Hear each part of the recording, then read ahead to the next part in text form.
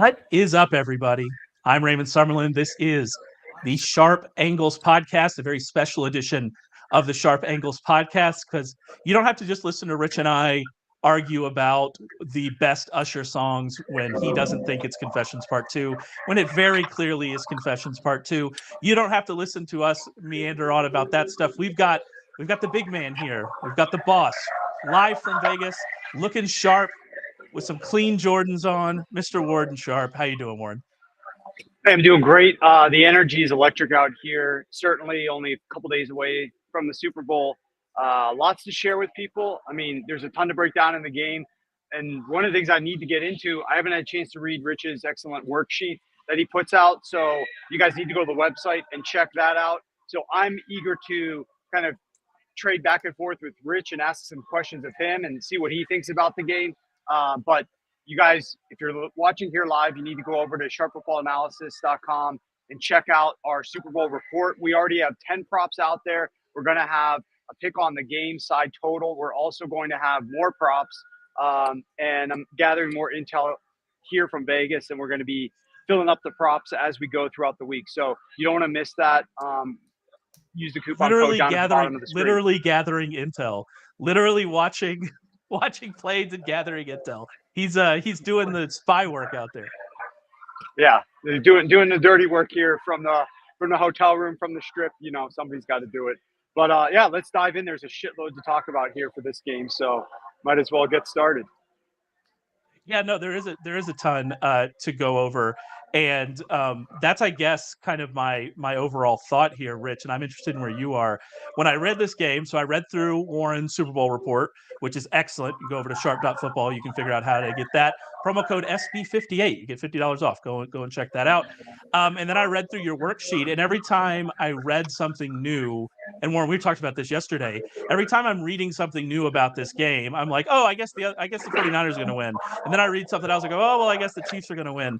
And that's kind of where I am with this game, Rich. Like, this feels like, and we've had this now for about, I feel like the last 5 years or so, since the last time these teams met. Like, these games, these Super Bowls have been close. And I don't remember it always being that way, but it really feels like we're getting a lot of good games here of late. Yeah, no. If you guys are near my age, and we grew up in the 80s and watched just the NFC basically, pistol whip the AFC for years, and then it kind of swung around. We've had some good games. The point spreads have been tight. I mean, you look at like these past 5 years, the Super Bowls, the point spreads have been tight. So I mean, yeah, all we want is competitive games. I know people have Kansas City Chiefs fatigue. I'm someone that I appreciate a good dynasty. Are you guys pro dynasty or against dynasty in sports? So I'm a LeBron fan. I love watching greatness. I know that people don't, but it's amazing to get to watch, like, the fact that we got to watch Tom Brady for his career. I'm not a Patriots fan. Not really a fan of any NFL team at this point because the Adams family left Houston, but and I will hate them forever for that. But like, I like dynasties. I like good. I like greatness. I love Steph. It's fun, Warren. What about you? I respect greatness. But I root for the underdog. I like the little guy. I like somebody new to change things up a little bit. So, for that reason, and that's why, this Super Bowl is so interesting to me, because as soon as I saw the Ravens not run the football enough against the Kansas City Chiefs last week, I was like, motherfucker, if whichever of these NFC teams wins this game, because they both like to run the football, I was like, they're going to have success. I'm probably going to be picking them to win this game. And then when the Niners did, I'm immediately like, okay, they can run the football here. I love Kyle Shanahan. Kyle Shanahan deserves to win one. They have the better roster. That I feel like they've got better depth. They're paying Brock Purdy peanuts on the salary cap. They're paying Christian McCaffrey peanuts because they gave him a couple of void years. So that's going to lower his cap hit, only $3 million this year. Running back 18. I thought I knew about all these teams. I didn't think I was going to be surprised as I started breaking down this game. But as you know, like, and the other factor here too for me was everybody who is back in the Chiefs is like, oh, Patrick Mahomes is a dog. Just take him. Like, stop overthinking it. You don't need to do any analysis. Just take Patrick Mahomes as a dog. So I'm like, okay, do I really want to be on that side of this game where, like, I feel like the Niners are going to be allowed success running the ball, and everybody wants the Chiefs and just betting them because of Patrick Mahomes?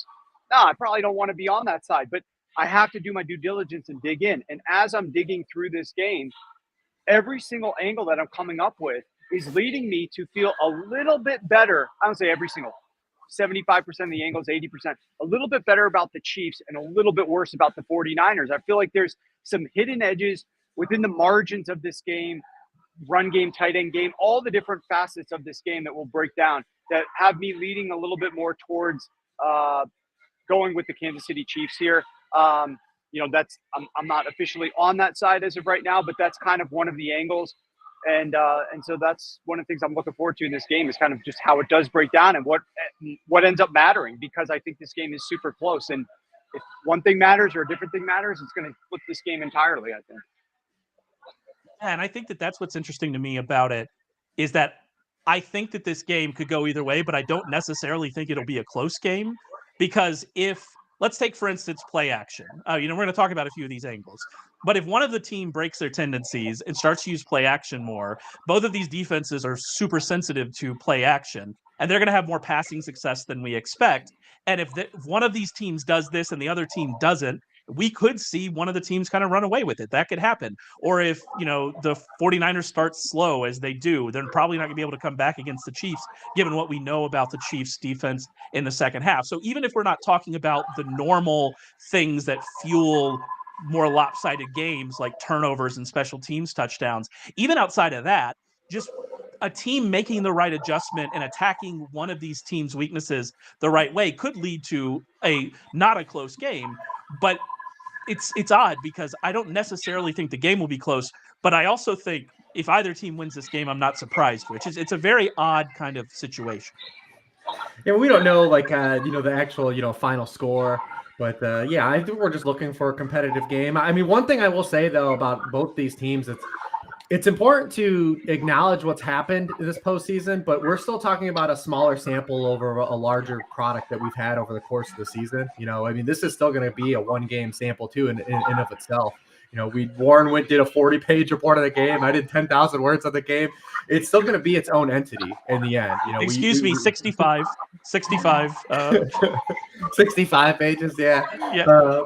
But so we can look at what the 49ers have done these two games, but that doesn't necessarily mean that that's going to be the outcome here, that they start slow, that they have to come back against the Chiefs. It also doesn't mean that we're going to see the Kansas City Chiefs come out and get a lead on the 49ers either. So it's going to be its own standalone game for sure, and that's kind of what I'm looking forward to, just kind of, finally kicking off and seeing what we get. Both these teams are so good. It's kind of the inverse, I think, of when these teams played 5 years ago, where the 49ers had an elite defense and the Kansas City Chiefs probably had a better 1 through 53 roster. It's kind of the opposite. The Chiefs have the best unit in this game, probably their defense, but the 1 through 53, the 49ers are a better team than the Kansas City Chiefs. So it's kind of an interesting way that things have turned when these teams last played, 4 years ago. Let's just dive into the Chiefs offense here, because there's a lot of interesting stuff in the Super Bowl report. But one of the things that, Rich and I talked about before the Lions game was the struggles the 49ers have had defending the run on the perimeter, especially recently and late in the season and in the playoffs. And Warren, you had a lot of good information in the report about how the Chiefs might try to attack them and where they might be able to have some success. Yeah, it's exactly as you said. I think the way to attack the Niners defense, both in the air and on the ground, is to the perimeter. They're excellent up the middle of the field. We'll talk about that against the pass momentarily, but running the football, you need to hit those edges on the 49ers. And the Chiefs have been leading into that a little bit more. During the course of the season, they were one of the teams that ran least to the edges of any offense in the league. Now, they obviously have a lower run rate than most teams, so they have fewer runs in general. But they ran a lot more to the interior, a lot less to the exterior of the defensive line. That being said, this is one of those things, as I was digging into the numbers, they have sort of changed a little bit in the postseason, just like they've done with Travis Kelce targets. Where are they targeting him? It's a little bit more to the perimeter, maybe going up against that elite linebacker for the Baltimore Ravens, and something to do with that as well. But when you look at the run defense of the San Francisco 49ers against interior runs, guard to guard, okay, number 14 in EPA, but that drops down to number 26 when you're attacking the tackles or the edges of that defensive line. They rank number 4 in yards per carry, guard to guard, but they rank number 17 if you're attacking tackles and edges. they're worse against 11 personnel runs that go to the edge. And Kansas City has been running a little bit more out of 11 and attacking the edge as well. Kansas City substantially better when they run to the edges than up the middle, especially with Joe Thuney, who is unlikely to play in this game. I don't know if we've seen a updated report. It's hard to keep up with all the news and notes, but what I was hearing is he's unlikely to go. Interior runs, they're averaging only 3 yards per carry. Runs to the perimeter, they're averaging 5.8 yards per carry. So night and day difference there. I think that they should attack there more frequently. And like I said, they've been leaning into that a little bit more. What do I mean by that? Well, in the playoffs, they've had almost an even amount of runs that have gone to the perimeter as they have to the interior. Now, fourth quarter, it's a little bit different. Fourth quarter, we'll talk about how this team gets bogged down offensively. They're more difficult with everything that they do. They bring it on themselves, in my opinion. They can't afford to do that in this game. But when I look at the first 3 quarters of the games, like what is this team's identity? They have been running a little bit more to the edges. And I think that that's a recipe for success here. I think they need to lean into Pacheco and get a lot out of him because, you know, they have a limited group of talented receivers and they're kind of narrowing down the route tree and who they're going to in terms of targets. And so they need to get a little bit more out of the run game and need to make that run game count when they do hand the ball off. I think you had a stat in the worksheet, Rich, about Pacheco actually just being better on perimeter runs as well. So it fits in with the guy that they're going to give the ball to 20 to 24 times if they have their way. This fits in with where he's going to be best, right? Yeah, absolutely. And you think about his rushing style. I think that his rushing style plays into why he's also not a really good interior runner too. I mean, he is more of like an upright vertical runner. And you know, those guys, you know, he is an angry runner per se, just because he looks angry aesthetically, but he's not really that kind of guy. He's more of a speed guy as a runner. But on outside runs, out of 50 running backs had 100 or more carries this season. I mean, he's 13th in success rate. He's 6th in with the rate of those runs to go for a first down or touchdown. He's averaging 5.6 yards per carry on those runs. 18% of those runs have gone for 10 or more yards. That's 3rd in the NFL. But on those interior runs, like Warren said, he goes to 22nd in first down rate or touchdown rate on those runs. He goes to 38th in success rate on those runs. His 3.8 yards per carry go to 33rd. In the AFC title game, the Chiefs ran 10 times guard to guard. He had 15 yards rushing with a long run of 5 yards on those carries. So, I mean, yeah, they're going to have to get some big plays, like we said, on the outside in the run game for sure. Just like the Lions. I mean, the Lions knew the assignment coming into that game. I mean, they attacked the 49ers immediately outside, even counting, you know, the Jameson Williams run on the opening drive. Yeah, absolutely. But I said this before the Lions game. I'll say it again. If we're noticing this, you would assume that the 49ers coaches are noticing it, and they've had 2 weeks to try to figure out what to do about it. But the other side of that is this has been a problem since week 10, since the injury to the safety whose name Hufanga. I think I got it. Hufanga. I saw a dude wearing a Hufanga jersey last night at the Vegas Golden Knights game. I was like, oh my God, real fan. Hufanga is infiltrating the Golden Knights. Respect it. That's a real fan. Unfortunately, he's not going to be playing, right there. But exactly. But so this has been a problem since week 10, and so like, are they all of a sudden able to fix it in 2 weeks? I don't know. And this is another one of those examples of, you know, kind of what are we going to see here? Another thing I'm really interested in this game from the Chiefs' perspective before we get into the second half of the Chiefs, because I think that's the most interesting thing here. I put in an article this week. I took the under on Rashee Rice receiving yards. I do think he's going to get a lot of receptions. They only target Travis Kelce and Rashee Rice at this point. But the way they use Rice, Rich, around the line of scrimmage with this very shallow average depth of target, and the way the 49ers are able to limit yards after the catch, which is what Rice relies on. It's interesting that he and Deebo Samuel are playing together in this game because those are the two guys that have really kind of dominated in Yak this season. It seems like the 49ers are fairly well suited to stop Rashee Rice. And if he's 1/3 of the Chiefs offense, that feels like a big concern for their passing game. Yeah, 49ers have been good tackling team, especially on wide receiver screens and throws behind the line of scrimmage to wide receivers, which is kind of where Rashee Rice has really kind of lived this season. That's what he was at SMU too. That was what we needed the projections to. So he's been basically the same player we saw in college, where he he led this draft class in wide receiver screen receptions coming out of college. He's 4th in the NFL in wide receiver screens this year, and he probably could have been 1st if he just would have played more the front half of the year.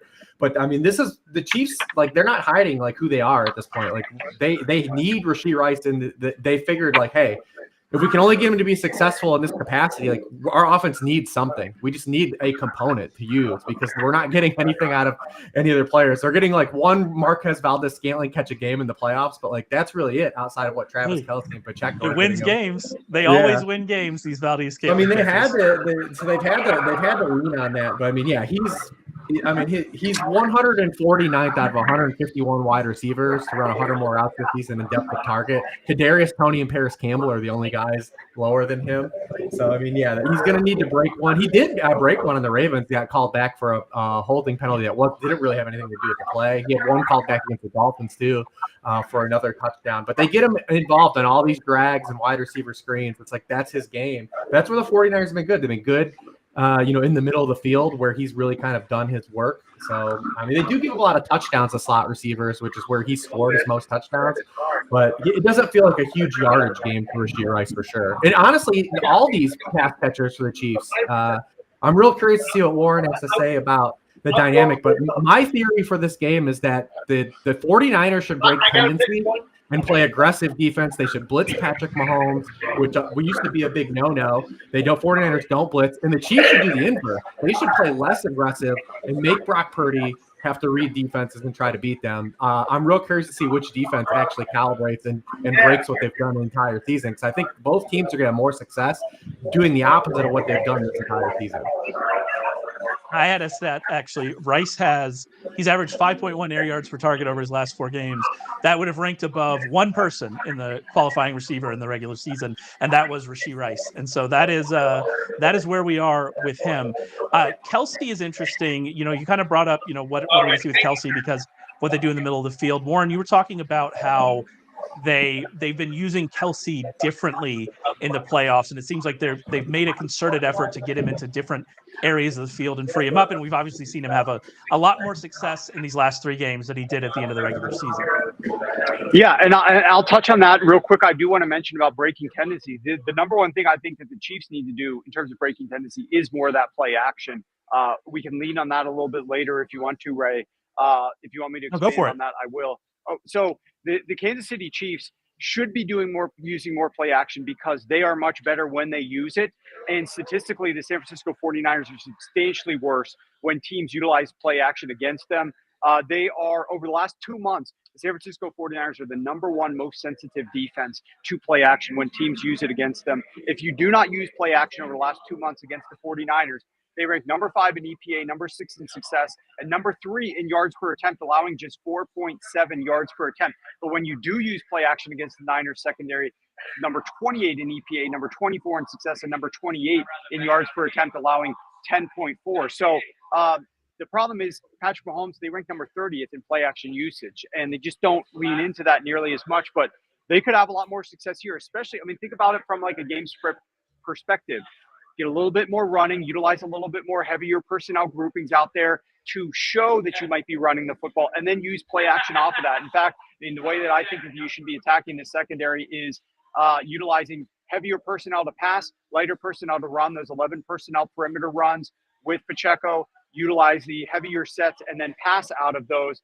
And I think off of play action, you would have a ton of success against this 49ers defense, which has struggled without Hufanga tremendously. But as it relates to Travis Kelce specifically, the linebackers of the San Francisco 49ers, Dre Greenlaw, Fred Warner, elite. And so naturally you look at the stats and they're excellent against tight ends in general. But I pulled a couple of stats from Rich's worksheet about some of the tight ends that they've gone up against, but just big picture numbers. When you pass against them in the middle of the field between the numbers, using a tight end, they rank number 1 defensively in EPA per attempt, number 3 in success, number 2 in yards per attempt. But when you pass outside of the numbers using your tight end against these guys, number 19 in EPA per attempt, number 22 in success, and number 11 in yards per attempt. And, from Rich's worksheet, Sam Laporta, he went off against these guys last week. And Laporta wasn't last game. He wasn't 100%. I think it was probably like 95%. He wasn't totally healed from his injury. And his Jared Goff on the road outdoors, we all know that narrative as well. Laporta 9 of 13 for 97 yards. We also saw McBride 11 of 12. We saw Hawkinson 11 and 12, 107 and 87 yards, 86 yards respectively for those two guys. So, I mean, decent tight ends have had success. They haven't played a lot of decent tight ends. And in addition, the chemistry between Mahomes and Kelce and the ability for these guys to go off script and just utilize the chemistry that's so unique to them should have even potentially more success. And the Kansas City Chiefs have been passing a little bit more to the perimeter with Kelce. I've got like one of the pages here in the report. I'll just hold it up here. Actually, yeah, this works good. You can see it pretty well. Look at the heat map here. This is Travis Kelce targets. On early downs in the regular season. Notice how they're like condensed and confined around the middle of the field, about 5-6 yards down the field. That's where they were targeting during the regular season. In the playoffs, it's much more spread out. There's only a few targets right in the middle of the field where they were targeting him here.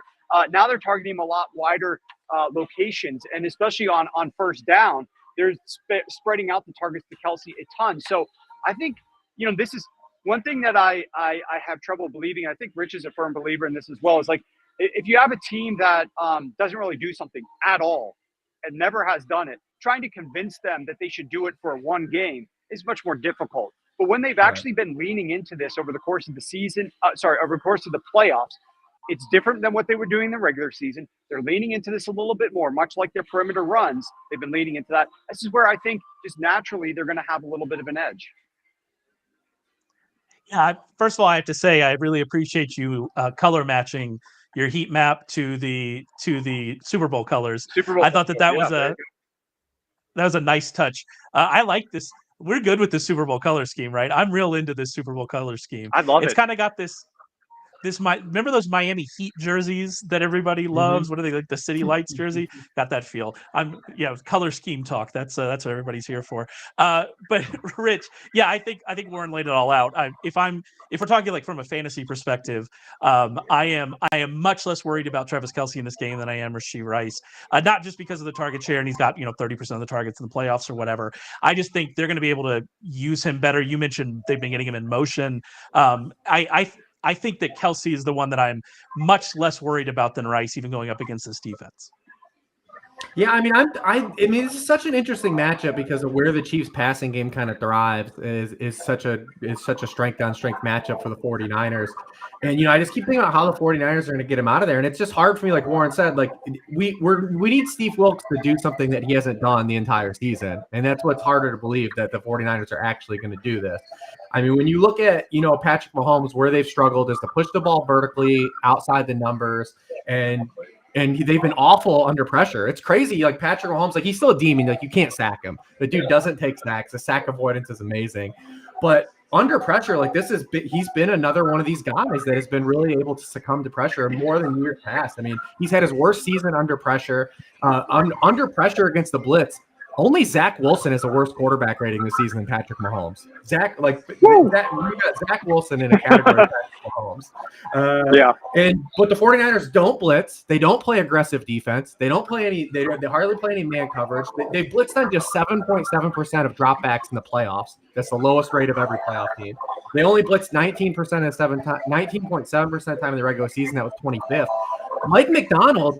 The calibration they made in the second half was like, we're just going to blitz Patrick Mahomes' face off. That was like how the Ravens adjusted. And you know why teams have had more success against the blitzing Patrick Mahomes this year than any year past? It's the Chiefs don't have any players that can win on their own anymore.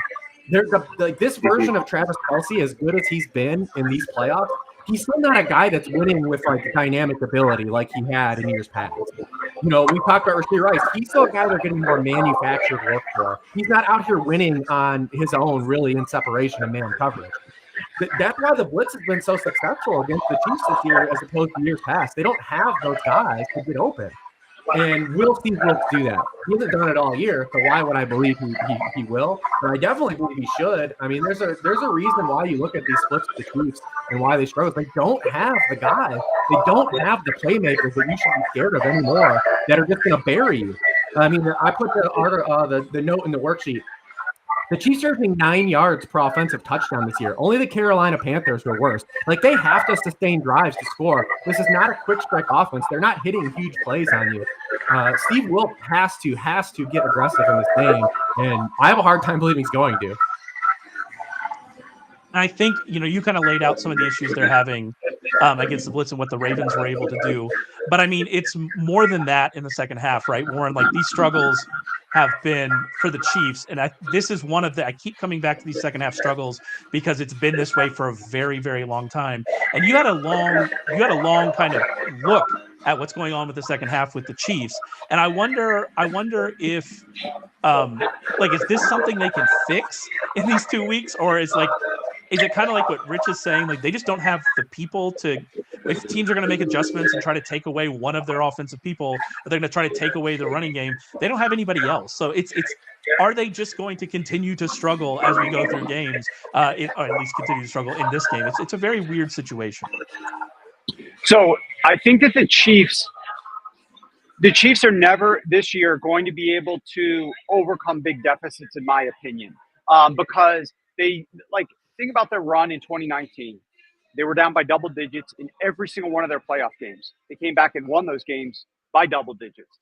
Think about last year. They even went 4-1 last year when they trailed by double digits at any point in the game. This year, they're 2-4 if they're down by anything more than 7 points. And the only 2 wins came versus backup quarterbacks, Aiden O'Connell and Jake Browning.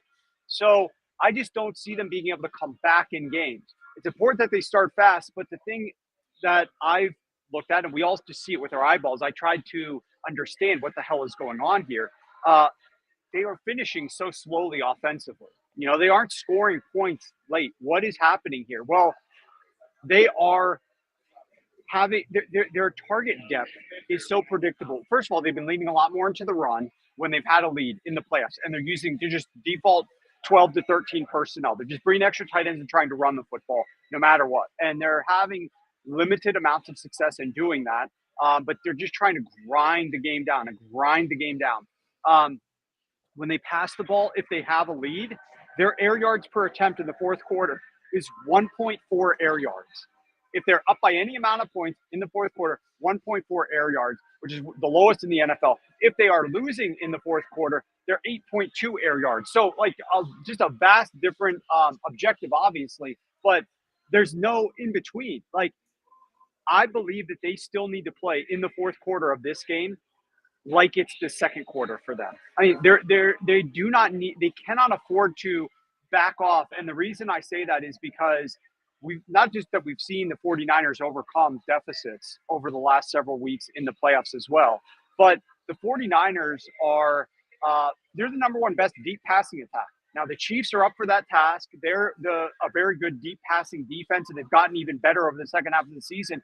The Chiefs are the number one best deep pass defense on early downs in the NFL, and the 49ers, when they pass the ball on early downs, throw it deep more than any other team, and they are the best offense in doing that. But, guys like Snead, and there is the propensity or the possibility that these guys could be beat on a one play. They're biting, they're getting beat deep. They can't grab the guy to get a defensive holding. They can't get their hands on him because they do like to get grabby a little bit. They can't pull him down for a pass interference. And boom, all of a sudden you got Ayuk over the top. Rich got some great stats on Ayuk against this type of coverage. There's opportunities that something like that could happen. All of a sudden, the Chiefs are up by 4 points. Maybe let's paint this picture. Chiefs up by 9 points at halftime. Chiefs up by 4 points in the early fourth quarter, have been controlling most of the game. And all of a sudden, one deep pass burns them because they haven't been extending their lead at all. And that's my concern with these guys is if they get into this situation where they're complacent in the fourth quarter because they're passing short, running a lot, being very predictable. I mean, I don't know the exact stat if I can find it here from the report, but it was something like that when they had 2 to 3 tight ends on the field, there was something like 85% run on early downs. It's just so predictable from a play calling perspective that I think they cannot afford to do that, or they'll give the ball back to the Niners, who have a decent defense, and these guys can come back on them because they have a much better offense that's more equipped and more explosive than were the Ravens against them, or then we're the Dolphins against them, or even the Bills. If you think about all the complementary receiving threats that the 49ers have. And they should have lost. And I think that this is a really important thing, like to not say, well, it's been working out for them. It worked out for them with the Ravens. I mean, if they played that exact game 10 times, the Ravens probably win 6 or 7, right? They got down really close into scoring range. They should have scored more points than they did. Lamar, they had a turnover at the goal line, a fumble. Lamar threw a terrible interception, but like it almost didn't work out for them last week. And so you can't fall into this, or 2 weeks ago, you can't fall into this trap of saying, well, it worked out. And this running, even though we've been able to bleed out the clock and we've been able to, make it work, you can't fall into that. And I think you're right that aggression and staying aggressive is going to be very important. We actually have a comment here from Jeffrey Schreiber. Can we talk about Noah Gray lining up outside on some of his routes? I think over 1.5 receptions may be in play. I don't know how much, lining up outside has to do with him. I'm more interested in route participation, and Noah Gray's been at like 40 to 50% route participation. They don't have really any other targets. I'm definitely not taking the under on 1.5 receptions. I think he's gone over that in like 4 of his last 5 games, something like that. 3 of his last 5 games. So I'm fine with the over. I don't know if either of you have any strong takes on Noah Gray's line right now. No, Rich. The silence is deafening, Jeffrey. The silence. Well, I want to hear Rich first. I'll then I'll chime in. Yeah, I mean, I have no objections to it. I mean, he's had 5 targets, 3 targets the past 2 games. I'm fine with that. I'm not going to let Noah Gray eat a bunch of our shot clock, though. I would lean towards the over as well, but not strong. But I would agree. The Chiefs probably going to be passing the ball short underneath. And you got to attack the perimeter. So if you can get him a couple of targets close to the line of scrimmage, that should be a high reception rate, hopefully. So let's move on to the 49ers offense. And we kind of already got into a little bit with the deep passing. I thought it was interesting that both of you, independent of each other, mentioned the Packers game with this Chiefs defense and kind of the concerns that we have that, when we saw the Chiefs defense kind of, get pushed, it was with a Matt LaFleur coach team coming from a similar kind of offensive philosophy. And so that was a very kind of interesting insight to me that we, could we see the 49ers do similar things? But the other part of that is, and Warren, you wrote about this, is the 49ers offense actually as good as we think it is? Has it been propped up by an easy schedule? We've seen them downturn in the playoffs. So this offense, can they have success? Do they have what they need to attack this Chiefs defense? But also, are maybe they a little bit overrated? That's been really running through my head a lot as I kind of just think about these 49ers offense. So I guess we can talk about the schedule a little bit, Warren. Like, how easy has their schedule actually been from an offensive perspective? Well, I always start, they're going to lean into the run game a lot. But let me start with Purdy in the pass game real quick. They've played just 4 top 10 pass defenses by metrics that I utilize to define top 10 pass defenses. They went 1-3 in those games. Now, I know that they were, a couple of the games they were without some players, and so you have to put a little asterisk by that. But they've played only 2 teams have played fewer top 10 pass defenses than the San Francisco 49ers. And then I like to look at context at times, like compare that to the Chiefs. Only 2 teams have played more top 10 pass defenses than the Chiefs. So Mahomes has been tested, and we could show that a different way. San Francisco has had just 141 dropbacks against top 10 pass defenses. That's 28th in the NFL. Meanwhile, Mahomes and the Chiefs have had 254 dropbacks against top 10 pass defenses. That's 6th most in the NFL. So it's a night and day difference between how this team has been tested. And it'd be one thing if it's like, okay, well, Purdy crushed these guys anyway, so like I'm not that concerned. I mean, there were struggles from Brock Purdy. EPA per attempt, he was minus 0.17 EPA per attempt. Now, keep in mind, he's number 1 like over the course of the entire season. So these numbers are just so stark in contrast. Minus 0.17 EPA per attempt, only 59% completions, and a 5 to 8 touchdown to interception ratio with 6.1% interception rate. These numbers are ranking like out of 32 teams when they go up against top 10 pass defenses, these numbers rank 28th to 31st in the NFL. These are like very poor numbers. They don't sound bad. They don't just sound bad. They actually are bad, even when comparing them to the rest of the league against these defenses. So I know played in the rain. He didn't have his left tackle. So there's some context here. It's a small sample. You work with what you have. Just worth noting that, no, they have not been tested nearly as much as has Patrick Mahomes and the offense of the Kansas City Chiefs. So that's like from the passing perspective. From the rushing perspective, Christian McCaffrey, like that's what this game comes down to. In my opinion, if you're trying to say, aside from just like the obvious of like, yeah, hope the quarterback throws the interceptions, or to Rich's point, like hope that Patrick Mahomes, takes a few sacks against a blitz or something more abnormal that might occur. It's, can you stop Christian McCaffrey, or can you limit Travis Kelce? I think those are two of the biggest decisions that will determine the outcome of this game, barring like turnovers or big catastrophes from the quarterbacks. And like that is the weak point of the Kansas City Chiefs defense, is against the run. But we'll say that I'll let Rich chime in here on the schedule if he wants to.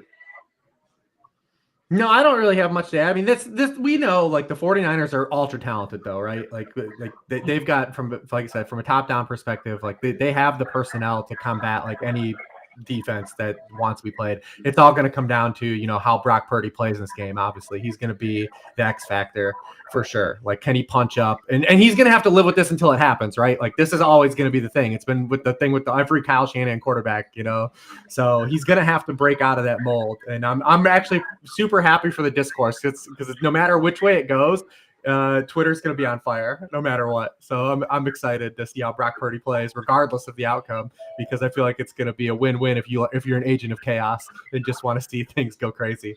But again, like when you look at Brock Purdy and he plays, I mean, Steve Spagnuolo has to be careful. I think he needs to go and break tendency inversely, like I talked about Steve Wilkes. I mean, I think they need to be more passive. When you look at even with the struggles these two playoff games Purdy's had, especially early in games, he still has absolutely eviscerated man coverage. And even though he's been a little worse against the blitz than he was in the regular season, he's still been good. I mean, the 49ers are created to just absolutely flood aggressive offenses, and in the run game and in the pass game structurally.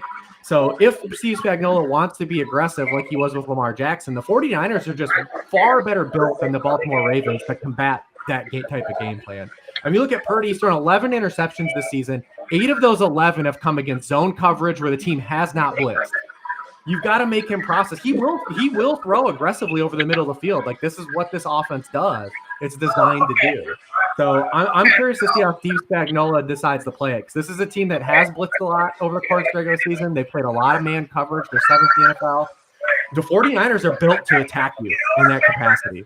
So I'm really excited to see kind of, what Spags does. And Spags is also going to have to account for, like Warren said, the Christian McCaffrey factor. The 49ers are a team that don't see a lot of too high safeties because you are playing heavy boxes. They're playing a fullback. You have to come with the right offensive personnel. You have to bring a safety down.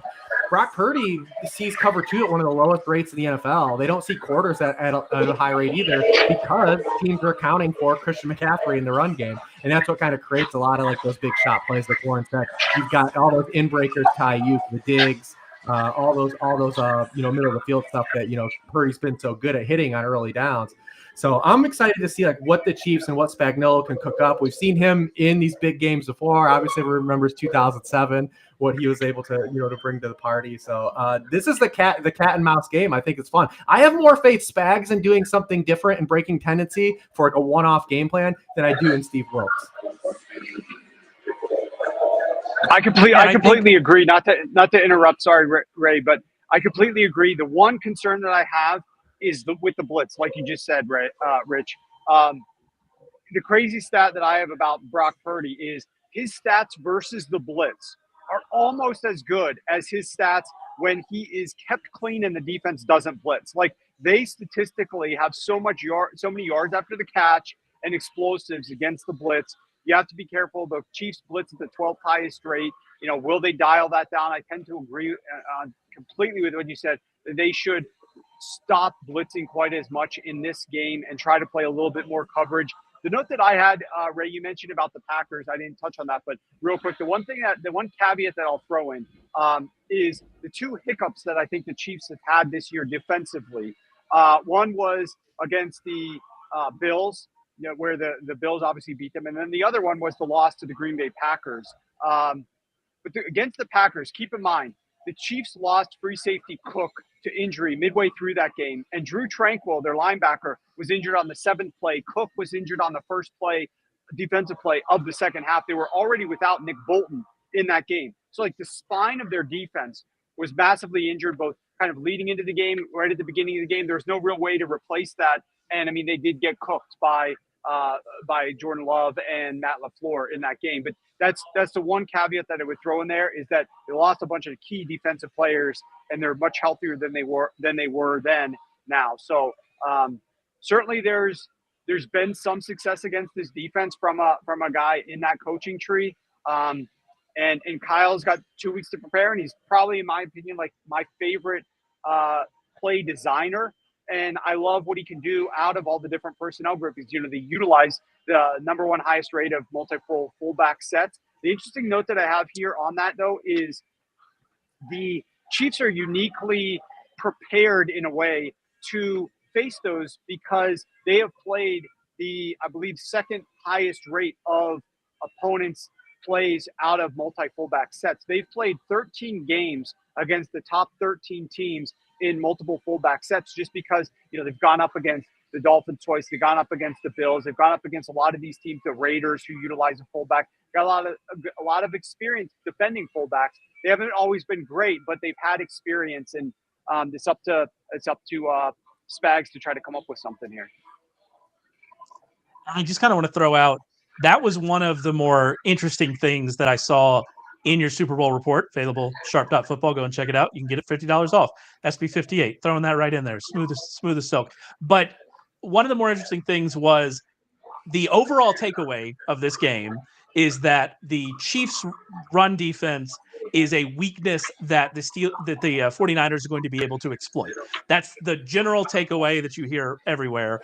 But when you broke it down and started talking about 21 personnel and where the 49ers are running, that it's not quite that simple. And maybe this Chiefs run defense is better set up to defend this Christian McCaffrey than it looks like on the surface. And the other aspect of it, y'all talked about making adjustments. We saw just last year this exact situation where the Chiefs were able to make adjustments and shut down an Eagles rushing attack that was one of the best in the league as well. Almost to their detriment, though. I mean, that's fair. Them selling out to stop the run, let Jalen Hurts throw for 300 yards and put up 30 points. Yeah, no, that's 100% true. But this is another one of those examples that I kind of talked about at the open. It almost worked last week with the Lions. We said the Lions should be worse against the run. It almost worked for them. It should have probably worked for them. Let Christian McCaffrey run for some yards if you're the Chiefs. To be fair, their offense isn't as good as the Lions, so maybe they can't. But this whole thing of the NFL where you obviously don't want teams to run for 6 yards a pop and just be able to not get out of the run against you.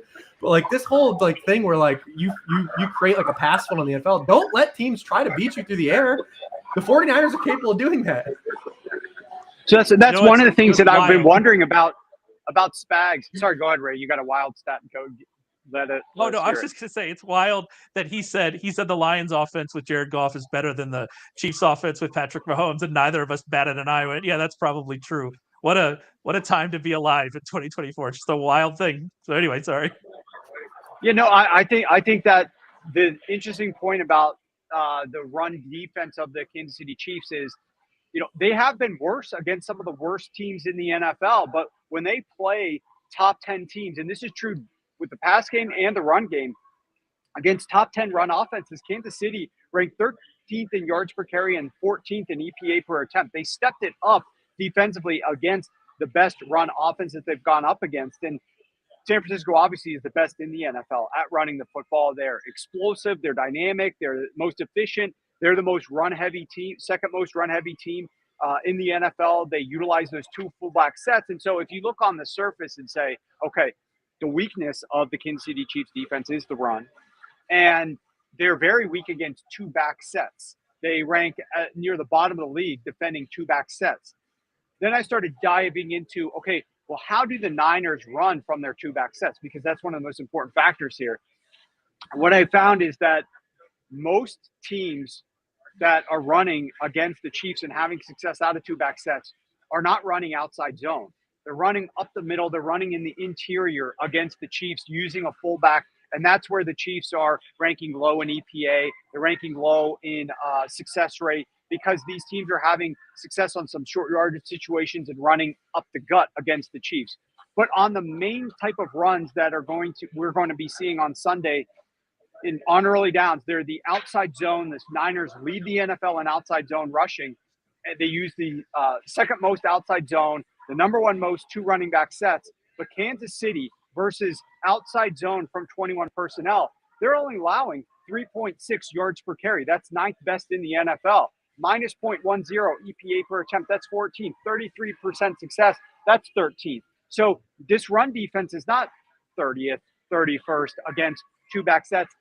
They are, but when they run out of them on early downs from outside zone, they perform much better. And for these reasons, Ray, your point was right. Everybody that I see around here and talk to about the game where I've heard have opinions, the thing that they bank on the most, that they think is the biggest layup, is that Christian McCaffrey's going to have a huge game. Like Christian McCaffrey's going to have a ton of success here.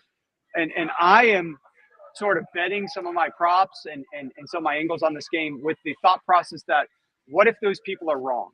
What if Christian McCaffrey has just an okay game? They're not going to shut him down like they shut down the Eagles running backs for 2.6 yards per carry. Some lady's wheeling around a couple of kegs with a broken cart, so pardon that. What if they aren't able to have 5 yards a pop, 6 yards a pop on the ground, but instead they get less production there? Well, maybe we're going to see a little bit more Debo mixed into the run game. Maybe we're going to see a little bit more reliance and desperation in the passing attack from the San Francisco 49ers. So that's the part that's going to fascinate me the most here is, does Christian McCaffrey get going early in this game, and are they leaning on him like we expect they sort of are going to try, or does Spags figure out a way to get the Chiefs or get the 49ers to come out and play? I don't want to say a little left-handed because Purdy's comfortable playing this way, but do they get them to come out and throw the football a little bit more than Kyle probably is originally planning for them to do? You had a line about this, Rich, in the worksheet about how if you don't even need Christian McCaffrey to have like necessarily a bad game because he doesn't really do that. But like he's not going to have not 130 yards and 2 touchdowns, right? And you said if you told the Chiefs ahead of the game that they allowed 86 yards on 17 runs to Christian McCaffrey on Sunday, which is a pretty good game for Christian McCaffrey, they'd probably be fine with that, right? Like that's what you're trying to limit. That's what they allowed the 49ers running backs when they played in the Super Bowl a couple years ago when it was Mostert and Tevin Coleman. Yeah, so they'd be happy with that. They'd be fine, right? And so if McCaffrey's not absolutely destroying them, then you have to kind of wonder where else the offense is going to come from with this Purdy downturn. I guess from a fantasy perspective, we should talk about the pass catching options, Rich, and where we think this is going to go. We've seen, Deebo Samuel, as he's gotten healthier, has been a much bigger part of the passing offense than Brandon Ayuk, and definitely than George Kittle has been. Debo has nearly 27% of the targets in the playoffs, and so he's definitely been a bigger part of that. But you also mentioned that you can attack this Chiefs team down the field, and that we know that that's where the 49ers like to go, which fits in nice with Brandon Ayuk. But then again, Brandon Ayuk's probably going to have a lot of L'Jarius Sneed on him, which we know hasn't been good for number one receivers. So it's the theme of this game. It's really tricky to know which one of these 3 or 4 avenues we could take. Which one are we actually taking in this game? It's really tough to know. Yeah, I mean, we don't really know what the Chiefs' game plan to be. This is what makes the 49ers so good, though, right? Like, if you're going to go single high, play a lot of cover 3, right, and or try to be aggressive and play man coverage and some cover 1 stuff, which the Chiefs have been apt to do. I mean, Brandon Ayuk is absolutely, eviscerated, man coverage. And it only takes 1 or 2 plays, right? Like, we saw L'Jarius Sneed get a blown assignment last 2 weeks ago with Zay Flowers, right?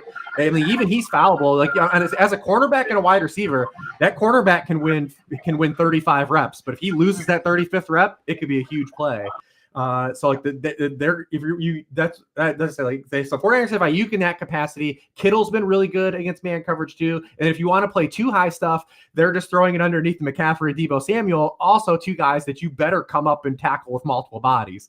And so this is what makes the 49ers offense so good, is they are a lot more multifaceted than just saying like, all right, well, if the Chiefs come out and stop Christian McCaffrey, like that's their road to success. Like they got a lot more to deal with. The 49ers, if they take Travis Kelce out of this game, or they take Rashee Rice out of this game, if they take Isaiah Pacheco out of this game, things become exponentially harder for the Kansas City Chiefs. The Chiefs have a lot more work to do defensively. But yeah, I mean, we've seen now the back half of the season though, like Kyle loves Deebo Samuel, man. Like he's got a lot of things in the bag. Like he likes to use Deebo Samuel not only in the run game, on these quick hitters where you can get him just at the line of scrimmage, like we talked about Rashee Rice, but he's also getting a lot of those play action, like in breaking stuff too. That's what happened against the Lions in that game. So he's been kind of like the favorite over like I call them the foxhole guys, right? Like if it's third down or like you need to make a play. The 49ers are typically using Deebo Samuel in those big leverage moments. I misspoke. I said he had a 27% target share. That's wrong. It's obviously he left the Packers game early. He's been targeted on 27% of his routes during the playoffs, which is just a massive number for him, and much more than the other receivers. I am interested. I gave out actually earlier this week Kittle's longest reception. But I mean, they're not using Kittle a ton. And so I really struggle where to go. I think Deebo is going to be the most popular of the receiving options for obvious reasons. But I also think that that's the right answer. Warren, you have any fantasy thoughts for us on this? First, I do want to throw out our friend Joe Gibbs. Hey, Joe. Has made his way down. He can't hear you, but he's made his way down. Say hi to the guys. So we got up with Joe Gibbs here. Curtis is going to be here in a little bit. Go and check Sharp Football Analysts. There's a great article on there from Joe about the referee matchup in here. He goes in depth in the makeup of the crew, because it's not just a normal Bill Vinovich crew. They have different people from like Hockey Lee's crew and I think Land Clark's crew. He goes in depth about what those crews have done this season, Vinovich's history, a ton of great information in that referee article from Joe at Sharp Football Analysis. Go and make sure you check that out. Yeah, I don't disagree with your guys' thoughts on Deebo. I do think it's going to be a decent Deebo game. Now, I've also bet him from a rushing yards perspective, just because I think that there's a chance. I think this is my general thesis of this aspect of the game. I tend to believe that Kyle Shanahan's going to have to get a little bit more creative here offensively, because I think Spags is going to minimize a couple of the biggest things that the 49ers want to do. He's going to minimize a little bit of Brandon Ayuk. He's going to minimize a little bit of the Christian McCaffrey runs. So then what are the 49ers leaning into? Which is where I come down on, if it's a straightforward game plan, okay, Ayuk gets his, Christian McCaffrey going to be running all over the place. If it's not a straightforward game plan, you're going to have to mix a few other things in. Maybe it is a couple more Deebo runs than you might otherwise expect. Maybe it is a designed pass or two, unlike we saw last game, to Kyle Juszczyk.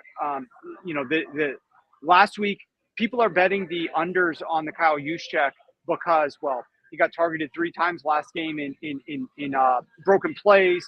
That's not going to happen this game, and they're not going to be down 17 points. And they're not going to need all these passing. Yeah, they're not probably going to be down 17 points, and maybe they don't target him on broken plays. But I do think in this game, because of the way that Ayuk is being covered by the 49ers, and I'm a little bit on the under on Ayuk's receptions, that we're going to need to see like a couple of targets, maybe at least one, to Kyle Juszczyk.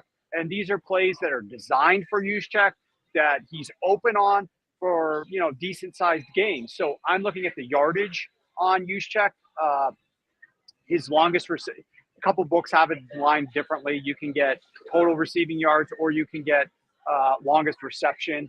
Here at BetMGM, I went with longest reception over 2.5. Very low number. That basically is the equivalent of like he's going to have a catch, because they're not going to be dumping the ball off to him in the backfield, so he's going to get tackled for like negative yardage or something. That's not how they utilize him. So at any rate, I don't disagree with what you guys were sharing earlier, though. So that's actually interesting. You were talking about them getting creative. From Jeffrey again, what about Juwan Jennings over 1.5 receptions? But yeah, maybe they have to get creative. But I know you had in the worksheet Rich, that when Debo's on the field, we're just not seeing Jennings targets.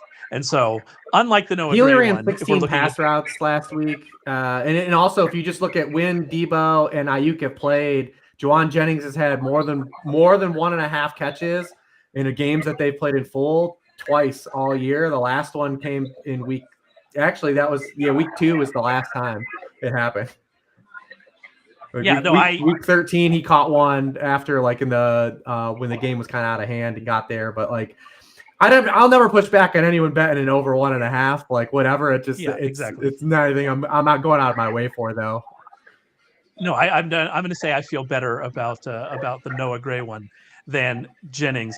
All right, let's make some predictions. Warren, I'm not going to ask you to make a prediction. We'll get your final thoughts here as we close it up. We'll save your prediction for the subscribers over at Sharp Football Analysis. But Rich, I'm going to put you on the spot. You got to pick a winner. Who are we picking here, Rich? Yeah, I mean, I've gone back and forth. I think it's one of these things back and forth each side. I think just big picture, the 49ers have shown that they've been a better football team for the crux of the season. I'm going to stay with them. It feels bad. I mean, it comes down to Brock Purdy, though. I hate to distill the analysis stuff to do an hour-long show and say, hey, and Warren said, everyone's just saying they're betting take Patrick Mahomes as a dog. This game is literally going to depend on what the 49ers can get out of Brock Purdy. This is until he shows that he can extend the moment, like he did in that Detroit game. That's the reason why Kyle wanted to go to Brock Purdy over a guy like Trey Lance. Trey Lance was really good in the out of structure stuff, but couldn't get the on time stuff in the offense. And that's why Kyle saw it early and was like, hey, it's a sunk cost. I'm moving on. Brock Purdy is good in the on time stuff. And he showed last week he can create the off script stuff, which Kyle hasn't had. So he's going to have to do some of that stuff. It does come down to Brock Purdy. My favorite bet is still Warren brought this up last week. I like taking the Chiefs to +8 in the under to 41.5 and taking the over 41.5. The Chiefs have lost 3 playoff games to Patrick Mahomes. They've been by 6-3 and in the Super Bowl by 22 points against the Buccaneers. I feel like Chiefs +8 over 41.5 as a 6-point teaser that's the way I want to play it. I think, and I actually brought this up in the chat, if I'm playing this game, I'm going to lean towards the Chiefs, actually for the reasons I'm going to take the more negative view on Purdy. Because even if you look at what happened in the second half against Detroit, and he was better and he had his rushing plays and he made it happen, he deserves credit for that. But if you look at his numbers, it's inflated by a 51-yard catch by Ayuk that probably should have been an interception. If that's an interception, we're feeling, first of all, the 49ers aren't here probably, but, we're feeling a lot differently about where Purdy is. 2 of Purdy's 5 worst games for on-target throw rate this season have come in the playoffs. What we've seen from Purdy for the vast majority of the playoffs so far hasn't been good, and it hasn't exactly been great since the Ravens game. I also just trust Steve Spagnuolo and Andy Reid. I mean, Andy Reid, we don't need to go into his history off of a bye week.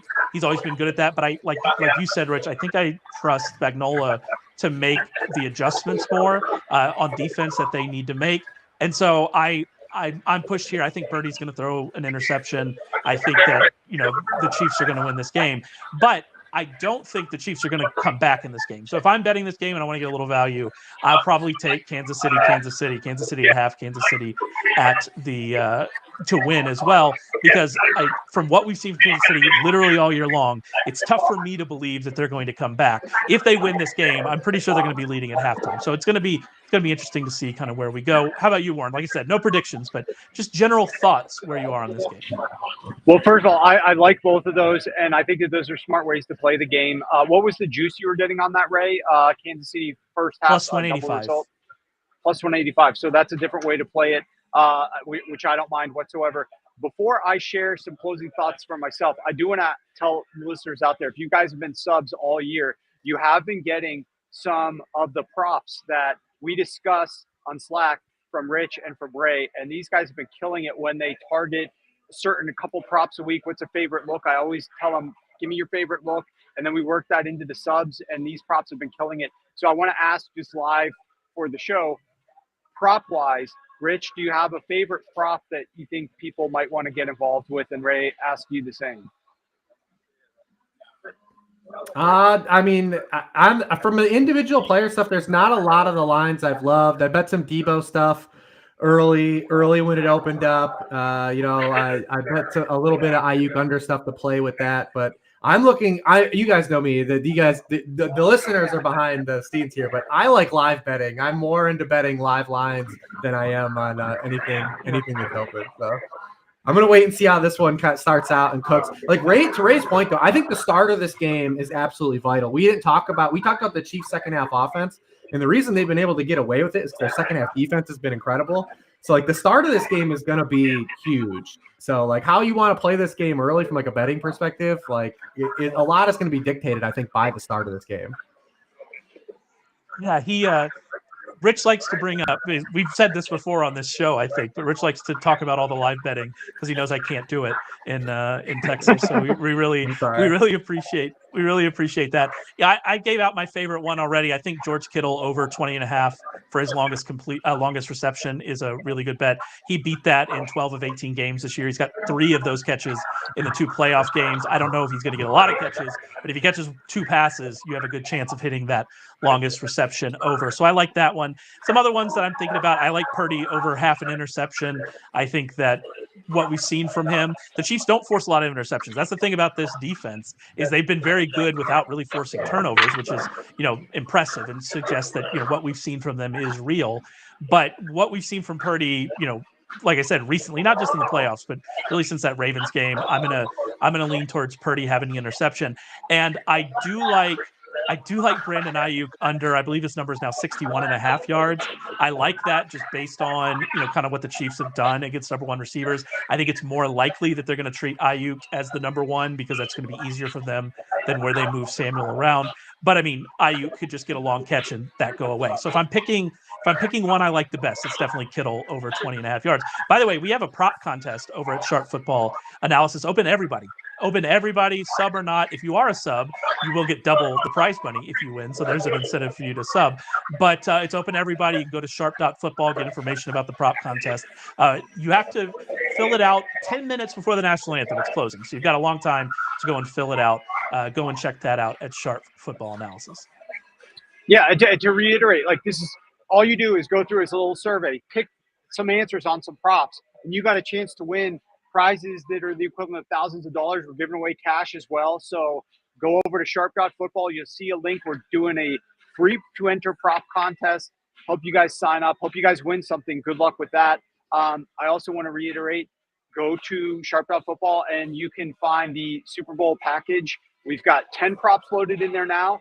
We are going to come up with additional props as well as game picks that are going to be out before Sunday. And, you get a copy of this report that I've been walking around with here and utilizing on all my shows. It's 67 pages. Took roughly 67 hours for me to write. And there's no reason to put in that much time onto this. But, like we've discussed, and I think you probably heard the detail on this podcast, there are so many deep dives that you can go down into because this matchup is so tight. And these two teams, like we don't have a shocker team that has a key weakness in this one area that somehow made this dramatic underdog run to the Super Bowl.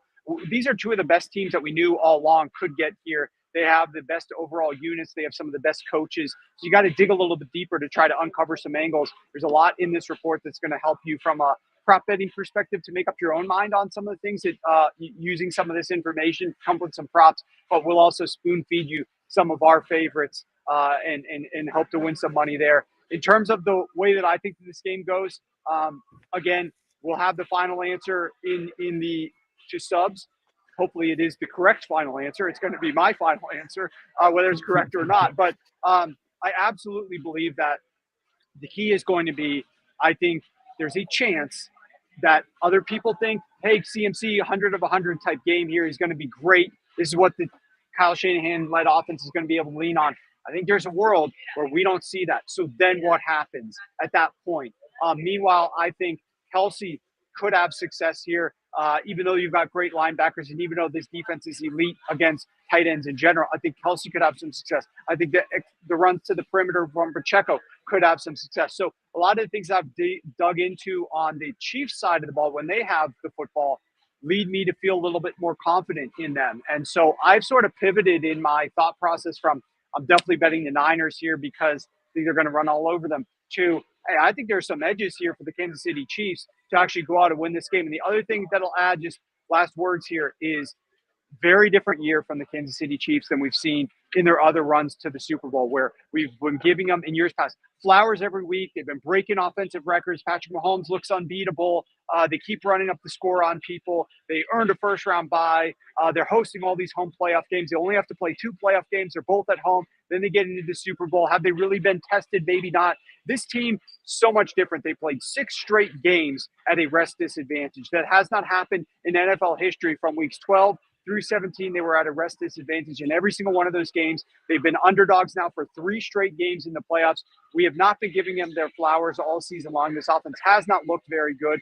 They've adopted a little bit more of an underdog mentality, even though they are the defending Super Bowl champs. And that's just something we've seen across all levels of sports, from the Jordan Bulls to the Lakers at times, to like other sports. I don't know about baseball as much. You guys are a little bit more versed there. But, the teams that are the best that still believe that they're getting disrespected, which is what I think that is going for the Kansas City Chiefs here. That's a dangerous thing to be dealing with. And so I cannot wait to see how they come out finally getting a week off.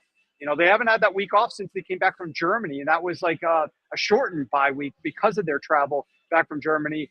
I'm just excited to see what these coaches come up with on both sides of the ball, and I do give the edge there to the Chiefs because they got Spags on defense, whereas I don't have as much confidence defensively for the 49ers. So there's a few final thoughts. I already shared the Kyle Juszczyk prop that I really like, and a couple other ones that we discussed on here, including Deebo Samuel rushing yards. So looking forward to a great game, and this has been a ton of fun. Thanks for having me on the show, guys. This has been a blast.